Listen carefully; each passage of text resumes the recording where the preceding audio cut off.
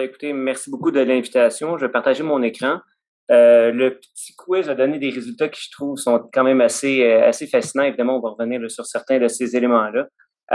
Donc, en gros, notre plan pour les prochaines trentaines de minutes, parler un peu du changement du rôle de la publication. Pourquoi on publie aujourd'hui, puis surtout pourquoi on publie encore dans des revues savantes. Ensuite, on va parler de citation, de facteurs d'impact et d'évaluation de la recherche. Revenir donc sur ce que l'on a vu par rapport aux facteurs d'impact. Ensuite, parler du libre accès, quelle forme ça peut prendre, puis qu'est-ce que vous pourriez faire, vous, en tant que chercheur, chercheuse, là, pour diffuser de cette façon-là. Parler des effets un peu de la pandémie, puis enfin conclure sur publier éthiquement, qu'est-ce que ça implique.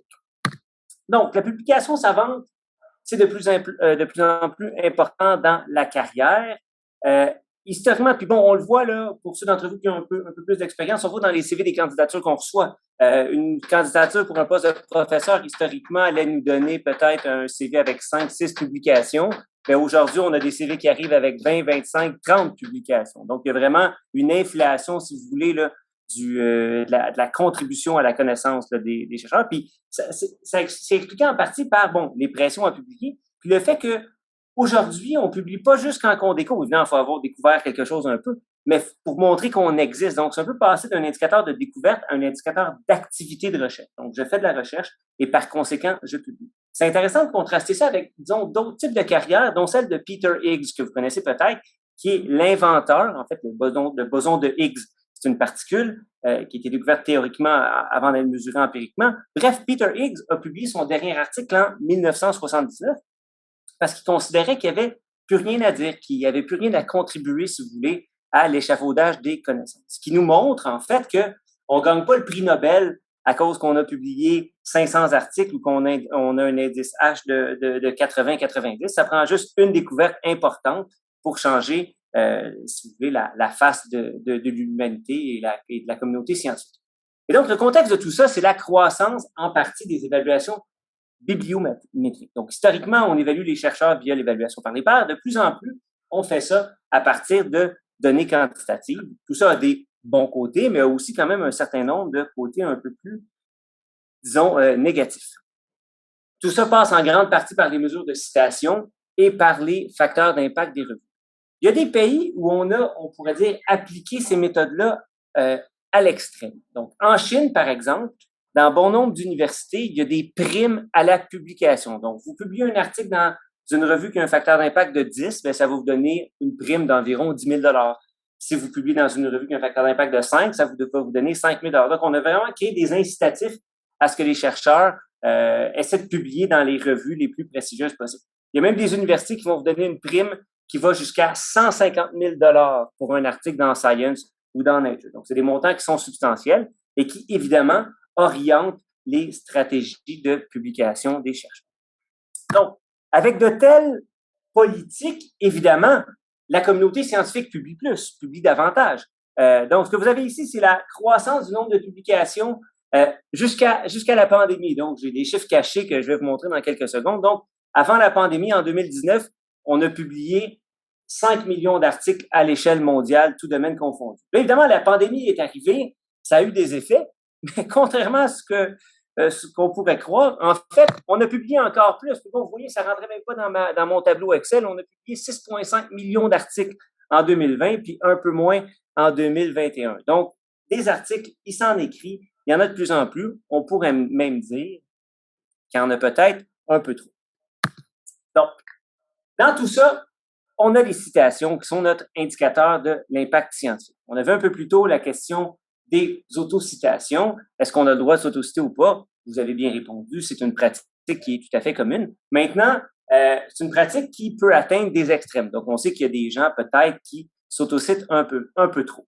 Mais à l'échelle macroscopique, les autocitations, c'est pas un immense problème. Donc, tout ça varie évidemment en fonction de la carrière des chercheurs. Donc, je vous montre une petite figure ici qui nous montre en fonction donc de l'âge académique des gens, donc du temps depuis leur première publication, la proportion de leurs autocitations et la proportion de leurs autoréférences. C'est quoi la différence entre les deux? Bien, elle est très, très simple.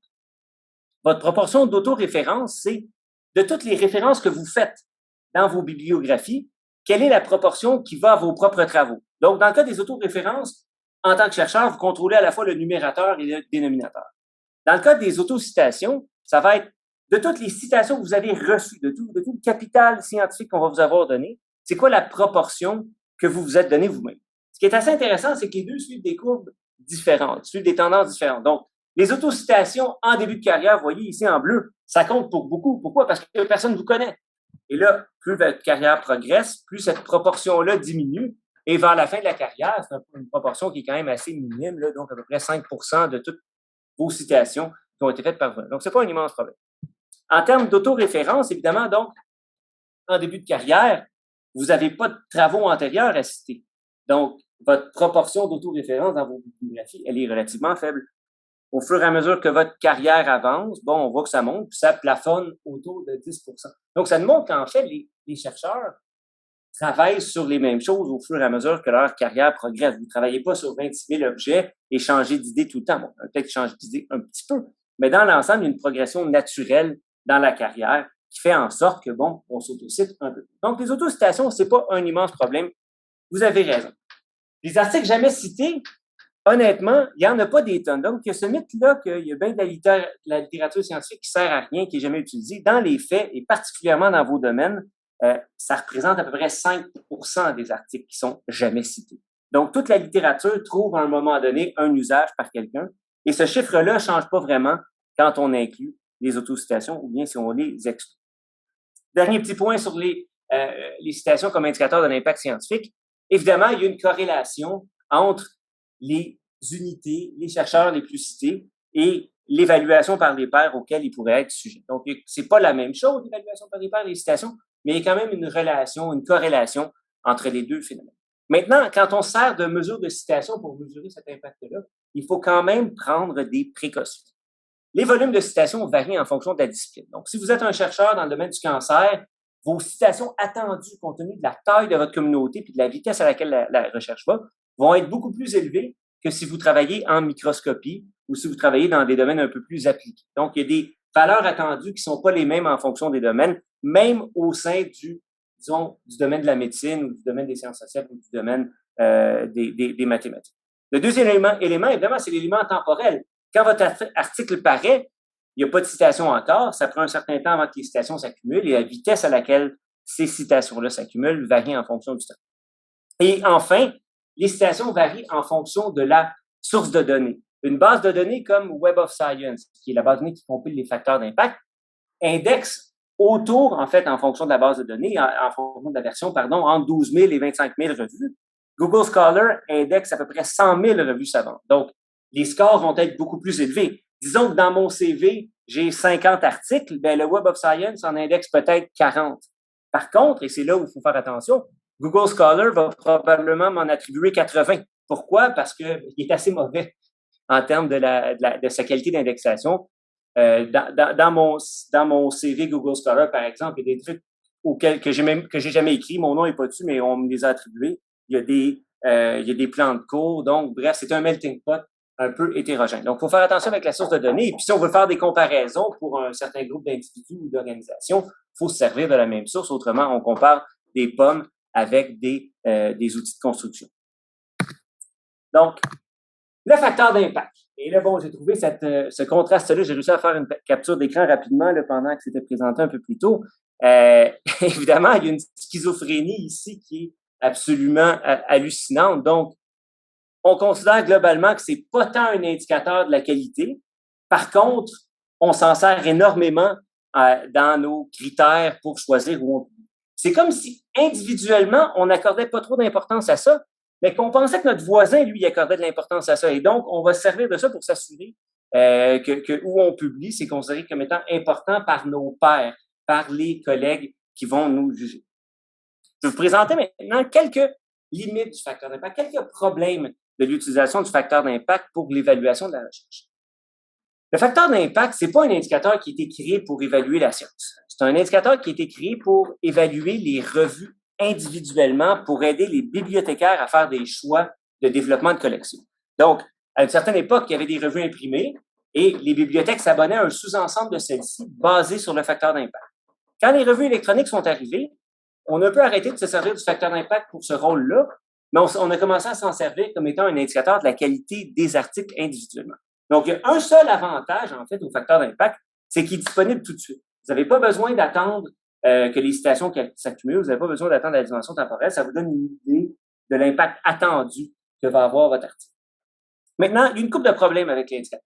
Le premier, c'est qu'il n'est pas comparable entre les disciplines, ce qui fait en sorte que, par exemple, les primes à la publication dont je parlais influencent ou favorisent certains domaines plutôt que d'autres. Le deuxième élément, c'est qu'il y a une forme d'erreur de calcul dans le calcul du facteur d'impact. C'est qu'on compte au numérateur. Le facteur d'impact, c'est un ratio. Essentiellement, c'est le nombre moyen de citations reçues sur une période de 2 ans. Maintenant, on va compter au numérateur l'ensemble des citations reçues par tous les types de documents publiés par la revue, donc les éditoriaux, les lettres à l'éditeur, etc.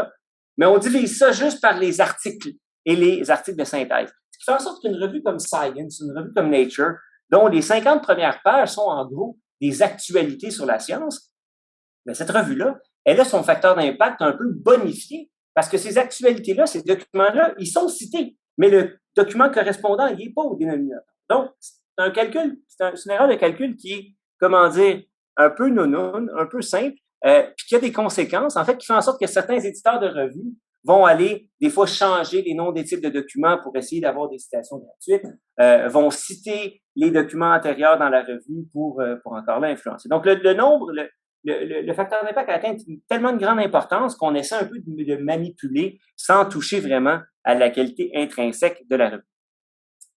La fenêtre de citation est un peu courte, je passe rapidement là-dessus. 2 ans, ça ne donne pas une immense idée de l'impact des articles.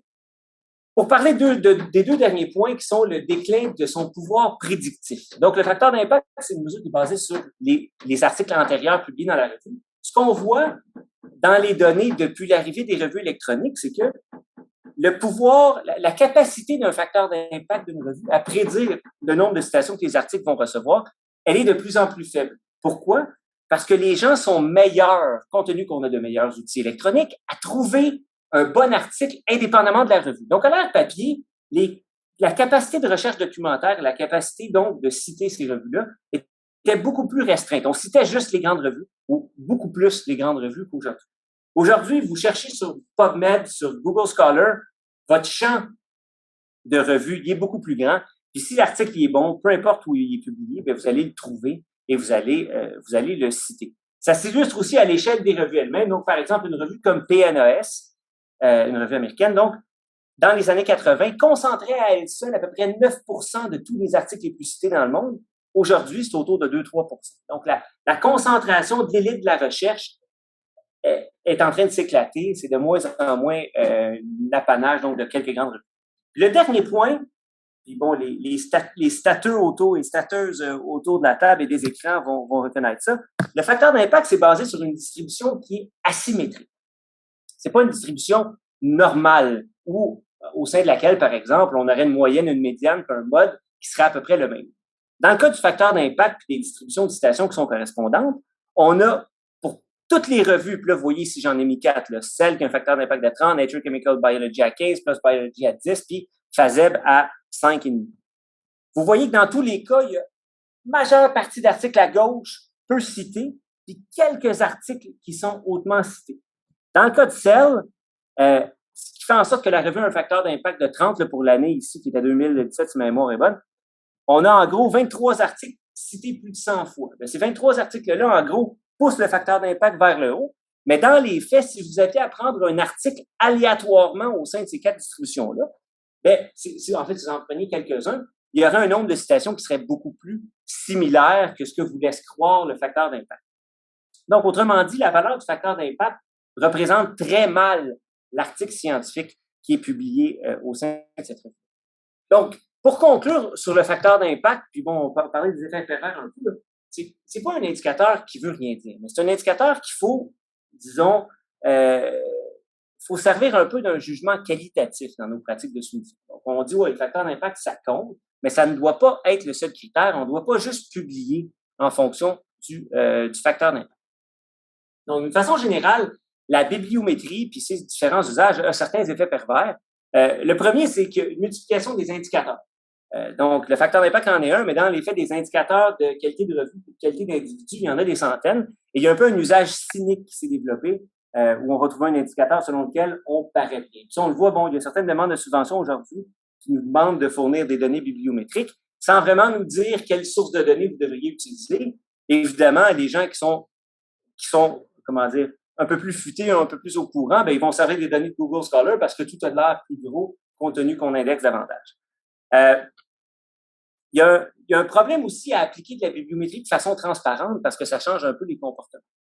Donc, vous savez que vous êtes évalué à partir de ces chiffres-là, et donc, de façon consciente, vous allez faire des choix qui ne sont pas nécessairement le bon choix pour la science, mais qui vont être votre bon choix individuel pour augmenter votre score.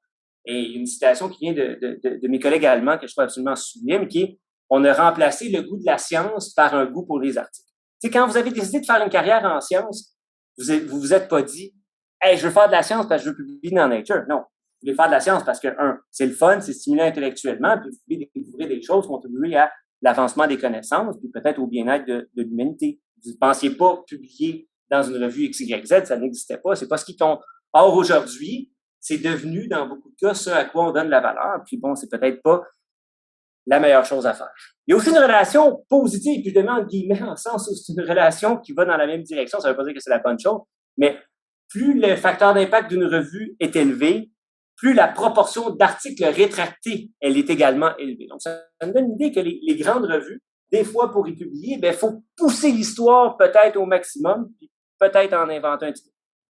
Donc, il y a des éléments un peu négatifs là, du point de vue de la conduite responsable en recherche qui sont associés en partie, pas complètement, mais à la bibliométrie, puis plus structurellement aux pressions qu'on a mises sur la communauté scientifique de publier de plus en plus. Le libre accès maintenant, j'en ai encore pour peut-être une dizaine de minutes. Là. Bon, pour parler du libre accès, il faut parler en fait de qui contrôle les connaissances scientifiques, qui contrôle leur publication. Là, je nous ramène il y a 27 ans, au début de l'ère de l'Internet, un article écrit par la revue économique Forbes qui nous dit « Elsevier va être la première victime de l'Internet ». Un long article d'à peu près 8 pages qui dit « Essentiellement, l'Internet, le web, a été écrit par des académiques pour leur permettre de partager des connaissances. Pourquoi on servirait de revue savante? Pourquoi les académiques continueraient à payer déjà à l'époque des milliards de dollars pour que leur découverte, en fait, soit moins accessible, soit publiée au sein de ces revues? Ce groupe-là, on peut dire d'optimistes, avait complètement tort. Donc, ce qu'on a vu, en fait, c'est tout à fait le contraire. Donc, ce que vous avez ici, c'est la proportion d'articles contrôlés par les grands éditeurs commerciaux. Puis bon, dans les faits, ce qu'on voit là, dans les domaines des sciences naturelles et des sciences médicales, à partir du milieu des années 90, une augmentation de la concentration. Donc, qu'est-ce qui s'est passé?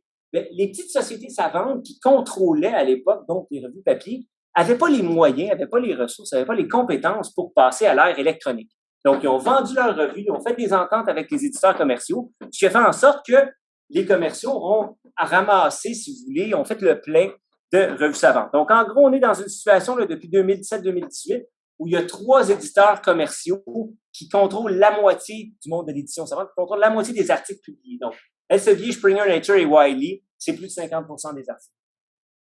Dans les domaines des sciences sociales, c'est une situation analogue. Le contrôle est un peu moins important au sein des 3, mais en gros, il y a 5 éditeurs commerciaux. Puis en fait, depuis quelques années, là, on pourrait dire que c'est... Non, encore non. 5 éditeurs commerciaux qui contrôlent la moitié de ce que les chercheurs et chercheuses écrivent. Ce qui est quand même, je pense, un peu un problème, puis on va voir pourquoi.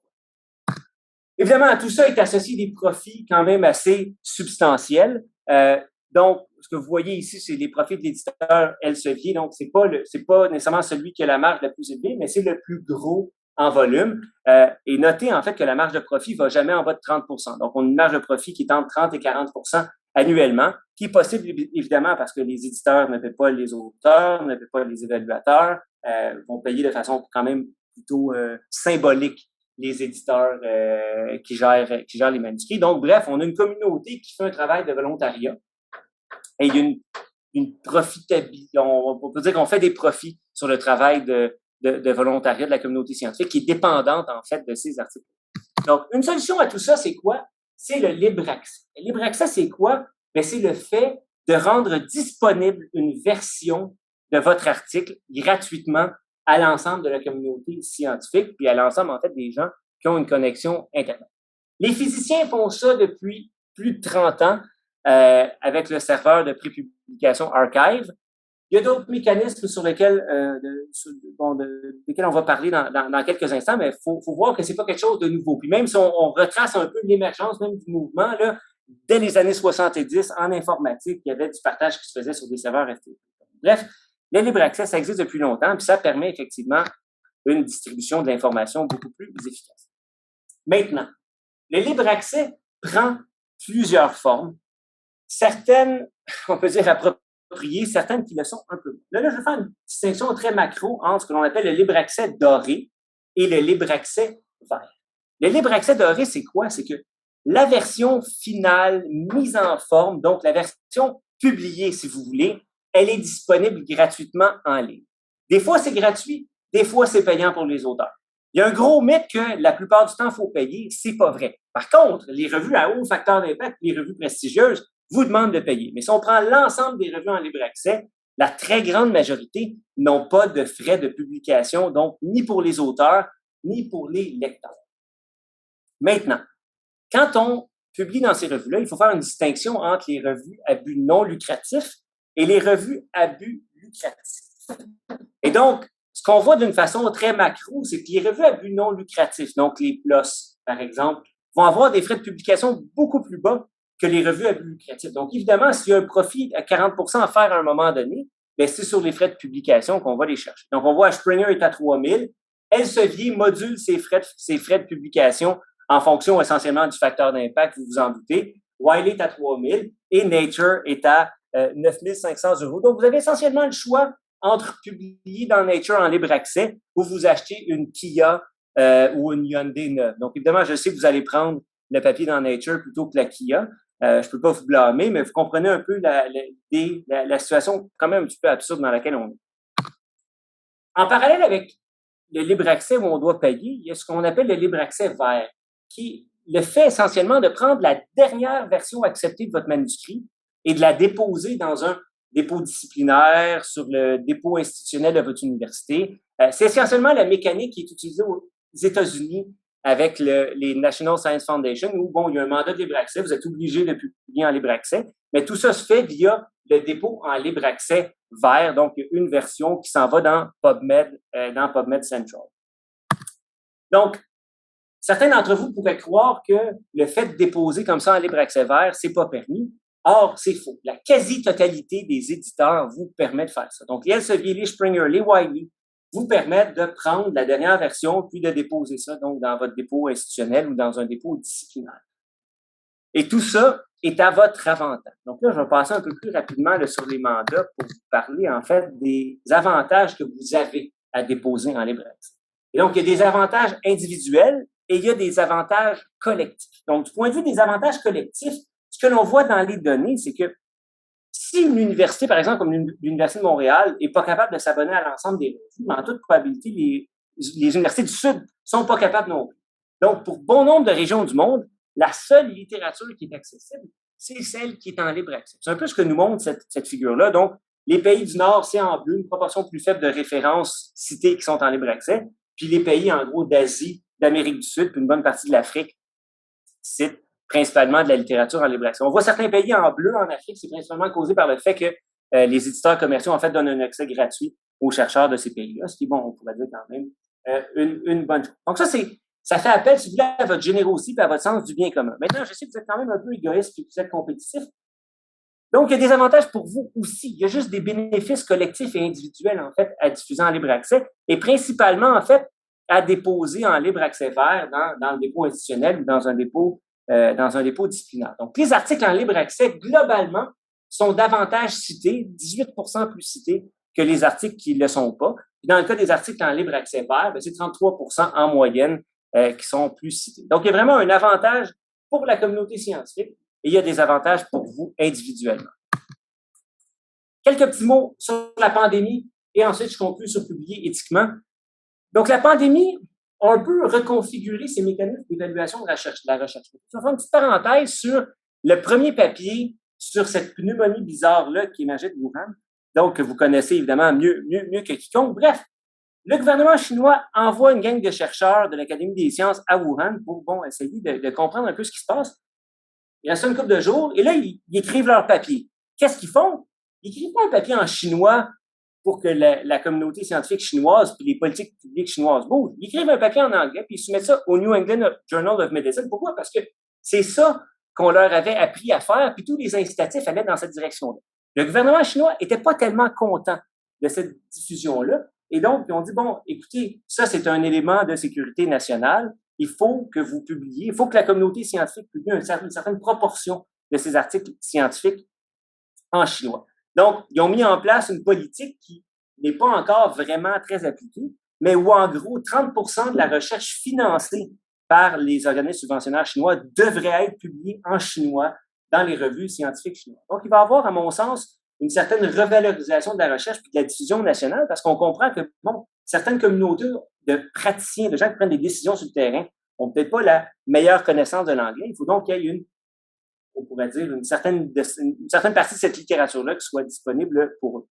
La Chine a aussi rendu, disons, plus ou moins légal ou plus ou moins approprié les primes à la publication. Et donc, on est entré dans un système où on va changer les incitatifs. On peut croire que le poids du facteur d'impact dans l'évaluation de la recherche déclinerait, en fait, devrait décliner au cours des prochaines années avec ça d'une part, puis avec, l'initiative de Dora qui essaie, en fait, d'un peu évacuer la dimension revue de l'équation de l'évaluation scientifique. On peut penser à d'autres types d'indicateurs un peu plus basés sur le bien commun. Donc, en fait, que le fait de rendre un article disponible à tout le monde, c'est un critère, d'une certaine façon, de qualité.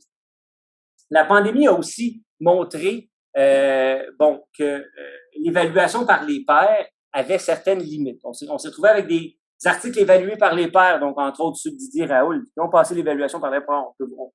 On sait que c'est pas dans les meilleures revues du monde, mais ça a passé l'évaluation par les pairs. Le papier dans l'N7 qui était rétracté, qui avait aussi passé l'évaluation par les pairs. En parallèle avec ça, avec des prépublications, donc des articles qui n'ont pas encore été évalués, qui sont considérés comme étant valides. Donc, je pense que les prépublications ont montré qu'elles peuvent avoir une très, très grande utilité dans l'écosystème. Puis là, il y a une donnée qu'il faut quand même savoir sur les prépublications, c'est que les analyses nous montrent que entre la version soumise d'un manuscrit et la version publiée, dans la très grande majorité des cas, donc on parle de 80-85%, il n'y a pas de modifications substantielles. Les modifications qui sont faites sont des modifications principalement cosmétiques de quelques littératures, quelques références citées de plus dans l'intro, peut-être un changement de l'ordre des figures.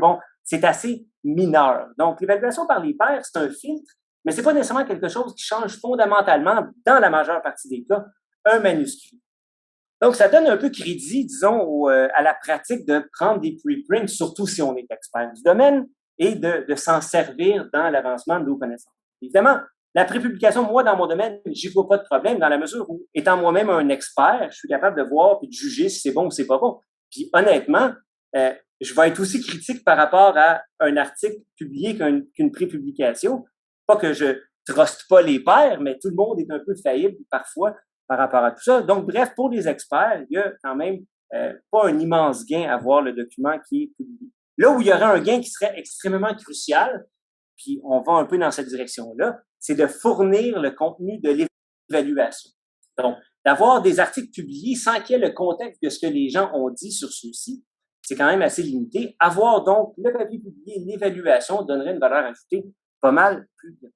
Écoutez, je conclus, vous m'avez donné une demi-heure, donc qu'est-ce qu'on peut faire individuellement puis collectivement pour publier éthiquement puis rendre, on peut dire, la diffusion des connaissances un peu plus efficace?